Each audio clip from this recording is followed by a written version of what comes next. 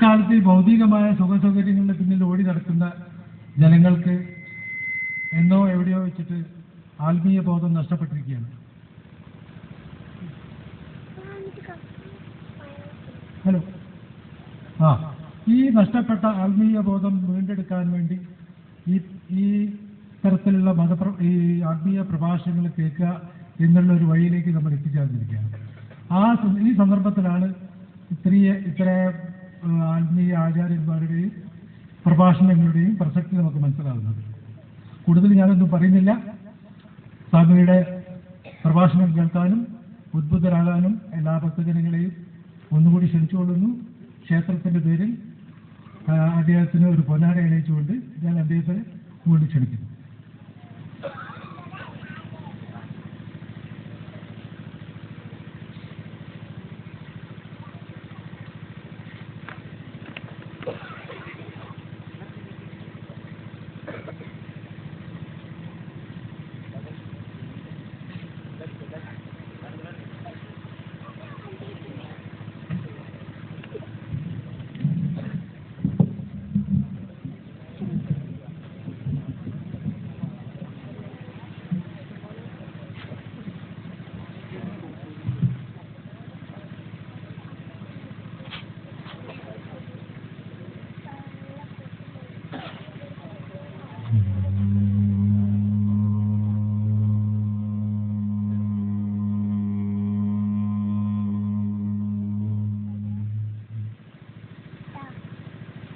ഗുരുർബ്രഹ്മാ ഗുരുർവിഷ്ണു ഗുരുർദേവോ മഹേശ്വരഃ ഗുരു സാക്ഷാത് പരം ബ്രഹ്മ തസ്മൈ ശ്രീ ഗുരവേ നമഃ. ഓം സദാശിവസമാരംഭാം ശങ്കരാചാര്യമധ്യമാം അസ്മദാചാര്യപര്യന്താം വന്ദേ ഗുരുപരമ്പരാം.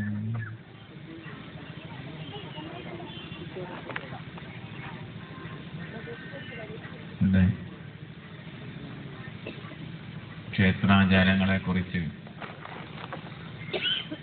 ചിലതൊക്കെ അറിയണമെന്നുള്ള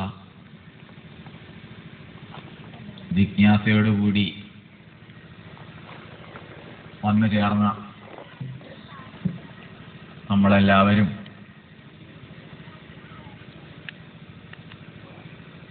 ശ്രദ്ധയോടുകൂടി കേട്ടാൽ മാത്രം പോരാ, കേട്ടതിനെ ഉറപ്പുവരുത്താൻ, കേട്ടു എന്നുള്ളത് ഉറപ്പുവരുത്താൻ, അത് നിഷ്ഠയായി മാറണമെങ്കിൽ സംശയ നിവൃത്തി കൂടി അനിവാര്യമാണ്. ഒരാൾ എന്തൊക്കെയോ പറയുന്നു, എല്ലാം ശരിയാണെന്ന് വിചാരിച്ച് അതേപടി വിശ്വസിച്ചു പോവാനല്ല, ശ്രുതിയും യുക്തിയും അനുഭവത്തിന്റെയും അടിസ്ഥാനത്തിൽ വേണം ഈശ്വരീയമായ കാര്യങ്ങൾ നമ്മൾ അറിഞ്ഞിരിക്കേണ്ടത് എന്ന് നമ്മുടെ പൂർവ്വ ആചാര്യന്മാർക്ക് നിർബന്ധമുണ്ടായിരുന്നു. എങ്ങനെയൊക്കെയോ കേവലം ഒരു വിശ്വാസത്തിൽ അധിഷ്ഠിതമായി അത് തീരുകയും ക്രമേണ വിശ്വാസങ്ങൾ അധികവും അന്ധവിശ്വാസങ്ങളും ആചരണങ്ങൾ അധികവും അനാചാരങ്ങളുമായി തീരുകയും ചെയ്തു. വിശ്വാസവും അറിവും തമ്മിൽ വളരെയധികം അന്തരമുണ്ട്. ഇവിടെ ഈ ഒരു മൈക്രോഫോൺ ഉണ്ട് എന്നുള്ളത് ഒരു വിശ്വാസമല്ല, അത് അറിവാണ്. ഇവിടെ ഒരു മൈക്രോഫോൺ ഉണ്ട് എന്ന് ഞാൻ വിശ്വസിക്കുന്നു എന്നല്ല പറയുന്നത്. ഇവിടെ ഒരു മൈക്രോഫോൺ ഉണ്ട് എന്ന് ഞാൻ അറിയുന്നു. അതുപോലെ എനിക്ക് മൂക്കുണ്ട്, കണ്ണുണ്ട്, കൈയുണ്ട് എന്നുള്ളത് ഞാൻ വിശ്വസിക്കുകയല്ല ചെയ്യുന്നത്, അത് അറിയുകയാണ്. അതുകൊണ്ടാണ് പറഞ്ഞത് അറിവും വിശ്വാസവും വളരെ അന്തരമുണ്ട്. വിശ്വാസം എന്നുള്ളത് ഒരു തരത്തിൽ പറഞ്ഞാൽ പ്രമാണ വിചാരം ചെയ്യാത്ത ഒരു തലത്തിലുള്ളതാണത്. പ്രമാണ വിചാരം ചെയ്ത് അറിയുക എന്നുള്ളത് വരെ വിശ്വാസം നിലനിൽക്കുന്നുള്ളൂ. ഈശ്വരീയമായ കാര്യങ്ങളെല്ലാം ഈശ്വരനെ കുറിച്ച് അറിയുക എന്നാണ് പറയുന്നത്, ഈശ്വര വിശ്വാസം എന്നുള്ളതല്ല. അത് പറഞ്ഞ് അങ്ങനെ ആയിപ്പോയ പല വാക്കുകളും ഉണ്ട്. ഹിന്ദു മതം എന്ന് പറയുന്നത് പോലെ ഹിന്ദു എന്നുള്ളതൊരു മതമല്ല, അത് ഉപയോഗം കൊണ്ട് അങ്ങനെ ആയിത്തീർന്നൊരു പദമാണ്. തെറ്റെന്നല്ല പറഞ്ഞത്. വിവേകാനന്ദ സ്വാമികൾ തുടങ്ങിയവർ ഹിന്ദു എന്നുള്ള വാക്യത്തെ വളരെയധികം ഉപയോഗിച്ചിട്ടുണ്ട്. കാരണം ഒരു ആൾക്ക്, ഒരു വ്യക്തിക്ക് പേര് എന്നുള്ളത് തിരിച്ചറിയാനുള്ളതാണ്. പേരെന്തിനുള്ളതാ? മറ്റുള്ളവരിൽ നിന്ന് വേർതിരിച്ചറിയുവാനാണ് പേര്, അല്ലെ? അപ്പൊ ഒരാൾക്ക് പേരില്ല എന്ന് പറഞ്ഞാൽ അത് മോശമൊന്നുമല്ല. എന്തുകൊണ്ടാ? അയാൾക്ക് സമാനമായി മറ്റൊന്നില്ല എന്നുള്ളതിന്റെ കൂടിയാണത്.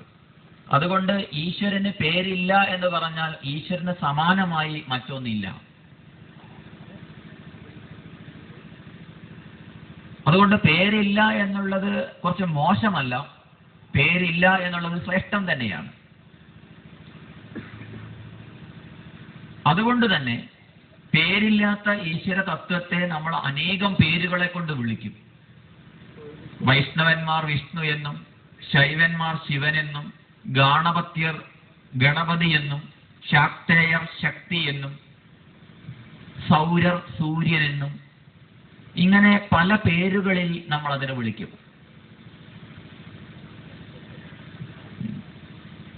ഈശ്വരൻ ഒന്നല്ലാതെ പലതില്ല. രണ്ട് ഈശ്വരന്മാർ ഉണ്ടാവില്ല എന്നുറപ്പാണ്. പക്ഷേ ഒരേ ഒരു ഈശ്വരനെ തന്നെ അനേകം പേരുകളിൽ വിളിക്കുന്നു. കാരണം ഒന്നും അയാളുടെ പേരല്ലാത്തതുകൊണ്ട് എന്ത് പേര് വിളിച്ചാലും അയാളല്ല. ഏത് പേര് കൊണ്ടും വിളിക്കാം. നമ്മൾ കുട്ടിച്ചാതൻ എന്ന് വിളിച്ചാലും ശരി, ഗുളികൻ എന്ന് വിളിച്ചാലും ശരി, പറക്കുട്ടി എന്ന് വിളിച്ചാലും ശരി, ഭൈരവൻ എന്ന് വിളിച്ചാലും ശരി, ഒക്കെ ഏതിനെയാണ്? ഒരേ ഒരു ഈശ്വരനെയാണ്. കാരണം രണ്ട് ഈശ്വരൻ സംഭവ്യമല്ല. ഇതാദ്യം മനസ്സിലാക്കണം.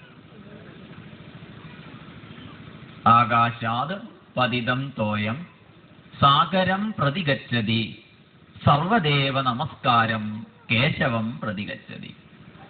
ആകാശത്തിൽ നിന്ന് മഴ പെയ്യുന്നത് പോലെ, അതല്ല എവിടെ ചെന്ന് ചേരുന്നു? സാഗരം പ്രതിഗച്ഛതി, ഒരു കടലിൽ ചെന്ന് ചേരുന്നത് പോലെ. ഏതൊരു ദേവനെ നമസ്കരിച്ചാലും അതെല്ലാം എത്തിച്ചേരുന്നത് എവിടേക്കാണ്? ഒരു ഈശ്വരനിലേക്കാണ്. ഇതാദ്യം മനസ്സിലാക്കിയിട്ട് വേണം നമ്മുടെ മുന്നോട്ടുള്ള പോക്ക്. പലർക്കും അറിയാത്തതും ഇതാണ്. അതുകൊണ്ടാണല്ലോ ഒരു ഈശ്വരനെ നമസ്കരിക്കുന്നു, അപ്പുറത്ത് പോയി മറ്റൊന്നിനെ നമസ്കരിക്കുന്നു. അയാൾ കോപിച്ചാലോ? ചിലർ ചോദിക്കാറുണ്ട്, വിഷ്ണുവിനെ പൂജിക്കുന്നതാണോ ശിവനെ പൂജിക്കുന്നതാണോ ഏതാ ശ്രേഷ്ഠം എന്നൊക്കെ ചോദിക്കാറുണ്ട്. അവരവരുടെ അഭിരുചിക്കനുസരിച്ച് അവരവർക്ക് ഹൃദ്യമായതേതോ അത് അവരവർക്ക് സ്വീകരിക്കാം. അതിന്റെ നാമങ്ങളെ കൊണ്ട് ആ ഈശ്വരനെ പൂജിക്കാം. അങ്ങനെയാണ് നിയമം. ഒരാൾ തന്നെ പലതും ചെയ്യേണ്ടതില്ല. ഒരാളൊരു കിണർ കുഴിക്കാൻ പോയി, കിണർ കുഴിച്ച് ഏകദേശം വെള്ളം കാണാൻ തുടങ്ങുമ്പോഴാ പറയുന്നത്, വേറൊരാൾ വന്ന് പറയുന്നത്, നിങ്ങൾ എന്ത് മനുഷ്യനാ, ആ കിണർ കുഴിച്ച സ്ഥാനം ഉണ്ടല്ലോ അത് ശരിയല്ല, അതുകൊണ്ട് കുറച്ച് അപ്പുറത്ത് പോയി കുഴിക്കാം. അപ്പൊ അയാൾ പറയേണ്ട താമസം വേഗം പോയി അപ്പുറത്ത് കുഴിക്കാൻ തുടങ്ങി. അപ്പുറത്ത് കുഴിച്ച് ഏകദേശം വെള്ളം കാണാൻ തുടങ്ങിയപ്പോഴാ കുറച്ച് പാറ കണ്ടത്. അപ്പൊ എന്ത് ചെയ്തു? വേറൊരു സ്ഥലത്ത് കുഴിക്കാൻ തുടങ്ങി. ഇങ്ങനെ അനേകം കിണർ കുഴിക്കാൻ തുടങ്ങി. പറയുമ്പോഴേക്ക് പോവുകയാണ്, കാര്യാകാര്യ വിചാരമൊന്നും ചെയ്യുന്നില്ല. അങ്ങനെ കുഴിക്കാൻ പോയി അനേകം കിണർ കുഴിച്ചിട്ട് ഒന്നിലും വെള്ളം കണ്ടില്ല. ആദ്യം തന്നെ വിചാരത്തോടു കൂടി ഒരു നിർണയത്തിൽ എത്തിയതിന് ശേഷം ഒരു കിണർ കുഴിച്ചിരുന്നെങ്കിൽ അത് വെള്ളം കാണുമായിരുന്നു. പറഞ്ഞു മനസ്സിലാവുന്നുണ്ടല്ലോ. അതുകൊണ്ട് നമ്മൾ ഏതൊരു വഴിക്കാണോ പോണത് ആ വഴിക്ക് പോകുമ്പോൾ അതിൽ തന്നെ ഉറപ്പിച്ചിരിക്കുക. അതിലൊരു അല്പവിശ്വാസം നമുക്ക് ഉണ്ടായി കഴിഞ്ഞോ പിന്നെ തീർത്തും നമ്മൾ അലകടലിൽ അകപ്പെട്ട പായ് കെട്ടാത്ത തോണി കണക്കെ നമ്മൾ അലഞ്ഞു പോകും. അതൊരു അലച്ചിലായി മാറും. ജീവിതത്തിൽ ഈ അലച്ചിലിൽ നമ്മൾ പെട്ടുപോകരുത്. കാലങ്ങൾ കഴിഞ്ഞു പോകും. അതുണ്ടാവരുത്. പലരും ഇങ്ങനെയാണ് പോകുന്നത്. ഇവിടെ ഒന്നും അല്ലാട്ടോ പറഞ്ഞത്, പല സ്ഥലത്തും അതുകൊണ്ടാവുന്നത്. അതുകൊണ്ട് അറിയുന്നത് ശരിക്കും അറിഞ്ഞേക്കുക. വ്യക്തമാവാത്ത കാര്യങ്ങൾ വിട്ടേക്കുക. വെറുതെ അതിനെ മുറുകെ പിടിച്ച് അയാൾ ആ പറഞ്ഞത് എന്താ അതെനിക്ക് മനസ്സിലായില്ലല്ലോ, അതൊന്നും വേണ്ട, അത് കഴിഞ്ഞു. മനസ്സിലാക്കാൻ കഴിയുന്ന കുറച്ച് ഭാഗം ഉണ്ടാവുമല്ലോ, അത് ശരിക്കും മനസ്സിലാക്കുക. അതിൽ വരുന്ന സംശയങ്ങൾ തീർത്ത് ഉറപ്പിക്കുക. അങ്ങനെ നമ്മുടെ അഭിരുചി അനുസരിച്ച് ഏതൊന്നാണോ നമ്മുടെ ഉള്ളിൽ നമ്മൾക്ക് അഭിരുചിയായിട്ട് തോന്നിയത് അവനവന്, അതിലൂടെ നമ്മൾ മുന്നോട്ട് പോവാം. അതിൽ വരുന്ന സംശയങ്ങൾ തീർത്തേക്കാം. അതുകൊണ്ട് പറയാനുള്ളത്, വിഷയം തുടങ്ങി കഴിഞ്ഞ് അവസാനം എന്ത് സംശയങ്ങൾ വേണമെങ്കിലും ചോദിക്കാം.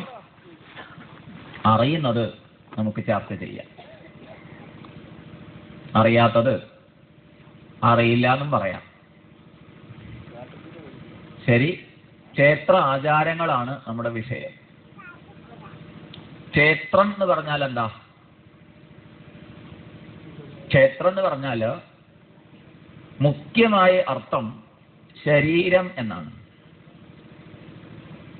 ക്ഷേത്രം എന്ന് പറഞ്ഞാൽ ശരീരം. ഗീതയിൽ, ഭഗവത്ഗീതയിൽ പറയും, ഇദം ശരീരം കൗന്ദേയ ക്ഷേത്രമിത്യഭിധീയതേ ക്ഷേത്രജ്ഞം ചാഭിമാം വിദ്ധി സർവക്ഷേത്രേഷു ഭാരത.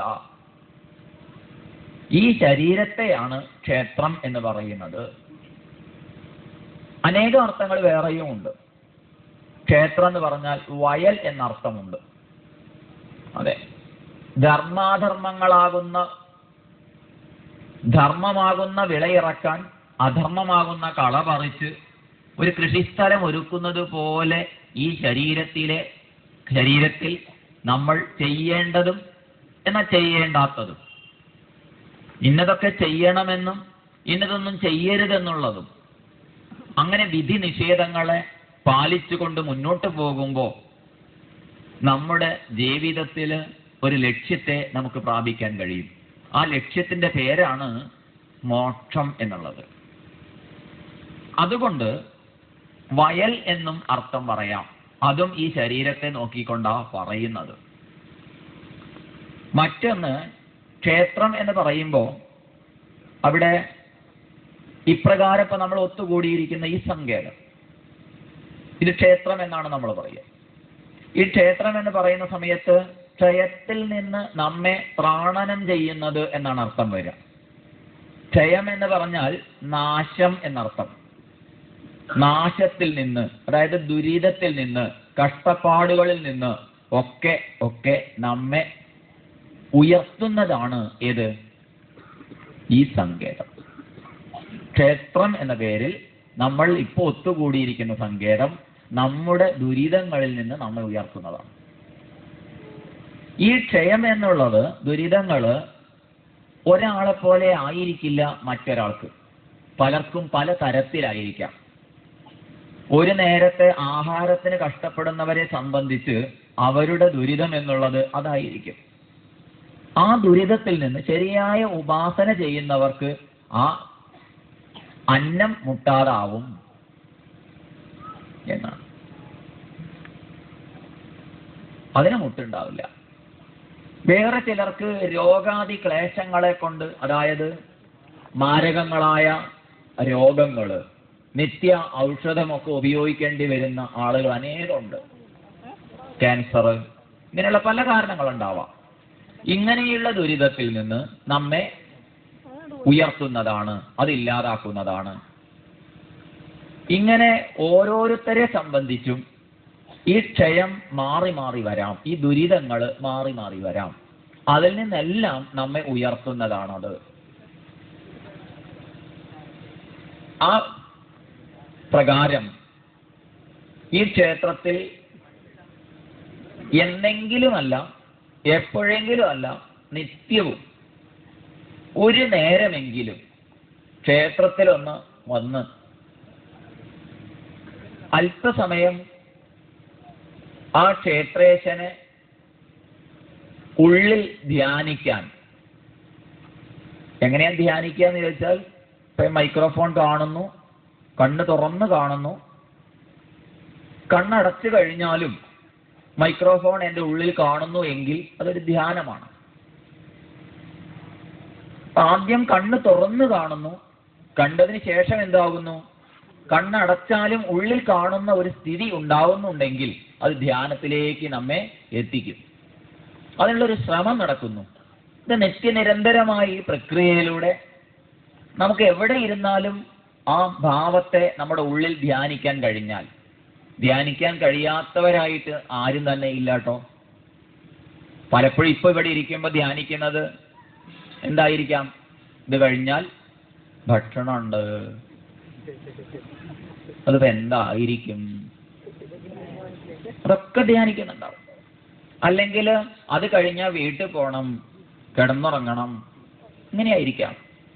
അല്ലെങ്കിൽ വീട്ടിൽ വല്ല കോഴിയെയോ പശുവിനെയോ ഒക്കെ വളർത്തുന്നവരാണെങ്കിൽ അവരിപ്പോ ഒന്നുകൂടി ഉറപ്പുവരുത്തുന്നുണ്ടാവും. അവിടെയൊക്കെ പോയിട്ട് ഇവിടെ ഇരുന്നു കൊണ്ടാണ് പോകുന്നത്, മനസ്സുകൊണ്ട് പോകും. ഞാനതിന് വേണ്ട പോലെ അതിനെ കൂട്ടിലാക്കിയോ, അല്ലെങ്കിൽ കെട്ടിയിട്ടിട്ടുണ്ടോ, അല്ലെങ്കിൽ വീട് ശരിക്കും അടച്ചിട്ടാണോ പോകുന്നത്, ഓടാമ്പൽ ശരിക്കും നീക്കിയിട്ടുണ്ടോ, ഇതൊക്കെ നമ്മൾ ഇവിടെ ഇരുന്ന് ഉറപ്പുവരുത്തുമായിരിക്കും. എന്തൊക്കെയാണ് ധ്യാനിക്കാൻ നമുക്ക് പറയാൻ പറ്റില്ല. അല്ലെങ്കിൽ ഇവിടെ വന്നിരുന്നു ഓരോരുത്തര്, അയാള് എന്തിനാ വന്നത്, അയാൾ എന്തിനാ അങ്ങനത്തെ ഒരു ഡ്രസ്സ് ഇട്ടത്, ഇങ്ങനെയൊക്കെ ആയിരിക്കും. ആരുടെയൊക്കെ മുഖത്ത് ഇങ്ങനെയൊക്കെ ഉണ്ടോ? എന്താണ് ഒരു വ്യക്തി ധ്യാനിക്കുന്നത് നമുക്ക് പറയാൻ പറ്റില്ല. പക്ഷെ വാസ്തവത്തിൽ ഈശ്വര ധ്യാനം മാത്രമേ നമുക്ക് സാധിക്കാതെ വരുന്നുള്ളൂ. മനസ്സിലായല്ലോ? ബാക്കി എല്ലാം ധ്യാനിക്കാൻ നമുക്ക് ആരും പഠിപ്പിച്ചു തരണ്ട. അറിയാതെ അറിയാതെ നമ്മൾ അതിലേക്ക് പോകും. ഇവിടെ വന്നത് തന്നെ നല്ല കാര്യം, നല്ല ഉദ്ദേശത്തിലായിരിക്കാം. പക്ഷേ വന്നതിന് ശേഷം തന്നെ ഇപ്പൊ എവിടെയൊക്കെ പോയി.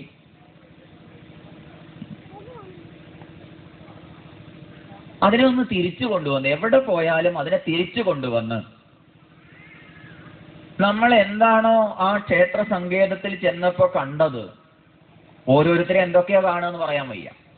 ചിലർ അവിടെ ചെന്നാൽ കാണുന്നത് ആ ശിലയെ ആയിരിക്കും, ചിലർ അവിടെ ചെന്നാൽ കാണുന്നത് ആ ശിലയിൽ ഒരു ദേവീ ഭാവത്തെ ആയിരിക്കും, ചിലര് അവിടെ ചെന്നാൽ കാണുന്നത് പൂജ ചെയ്യുന്ന ആളെ ആയിരിക്കും, ചിലര് അവിടെ ചെന്നാൽ കാണുന്നത് വിളക്കായിരിക്കാം, മറ്റു പലതും ആയിരിക്കാം. ഇങ്ങനെ എന്തൊക്കെയാ കാണുമെന്ന് പറയാൻ വയ്യ. കാരണം എല്ലാവരും ഈശ്വരനെ കണ്ടു എന്ന് പറഞ്ഞു കഴിഞ്ഞാൽ എന്താണ് അവിടെ കണ്ടതെന്ന് ചോദിച്ചു കഴിഞ്ഞാൽ അവരവർക്ക് തന്നെ അറിയുണ്ടാവില്ല, അല്ലേ? അമ്പലത്തിൽ പോയി തൊഴുതുവോ? ഓ തൊഴുതു. എന്താ കണ്ടതെന്ന് ചോദിച്ചാൽ എന്തൊക്കെയാ കണ്ടുണ്ടാവുക? ഇങ്ങനെയൊക്കെ ഉണ്ടാവുക. എന്നാലും ആ കാണുന്നത്, ആ പ്രഭയിൽ നമ്മൾ കാണുന്നത്, അവിടെ കാണുന്ന എന്തോ ആവട്ടെ, ദീപസ്തംഭം ആവട്ടെ, ദീപസ്തംഭത്തിന്റെ ചുറ്റുമുള്ള ദീപങ്ങളാവട്ടെ, എല്ലാം ദീപമാണ്, ജ്വലിപ്പിക്കുന്നതാണ്, പ്രകാശിപ്പിക്കുന്നതാണ്. അങ്ങനെ പ്രകാശത്തെ, ഇരുട്ടിനെ അല്ല നമ്മൾ കാണുന്നത്. അതുകൊണ്ടാണ് ദീപം കണ്ട് തൊഴുകണം എന്ന് പറയുന്നത്. ആ ദീപപ്രഭയിൽ കൂടുതൽ കൂടുതൽ ജ്വലിച്ച് തെളിഞ്ഞു നിൽക്കുന്ന എന്തൊക്കെയോ നമ്മൾ കാണുന്നുണ്ട്. ദീപം കാണുന്നു, പ്രഭ കാണുന്നു, ഇരുട്ടിനെ കാണുന്നില്ല, ഇരുട്ടിനെ ഉപാസിക്കുന്നില്ല. അത് മതി.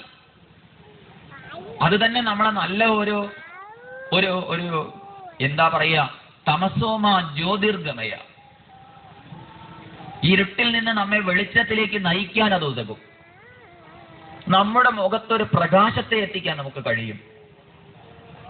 കൂരിരുട്ടിൽ കഴിയുന്ന ഒരാൾക്ക് ഒരു മിന്നാമിനിങ്ങിന്റെ പ്രഭ പോലും അയാൾക്ക് ഒരു സാന്ത്വനമേകുന്നത് പോലെ ഒരു ദീപം കാണുമ്പോഴേക്ക് തന്നെ അയാളുടെ ഉള്ളിൽ ഒരു പ്രഭ ചൊരിയുമ്പോൾ അനേക ദീപങ്ങളുടെ ഉള്ളിൽ നിൽക്കുന്ന ഒരു വ്യക്തിക്ക് അവിടെ വലിയ ഒരു ശോഭ അയാളുടെ ഉള്ളിൽ, വലിയൊരു പ്രകാശം അയാളുടെ ഉള്ളിൽ കാണാൻ കഴിയും.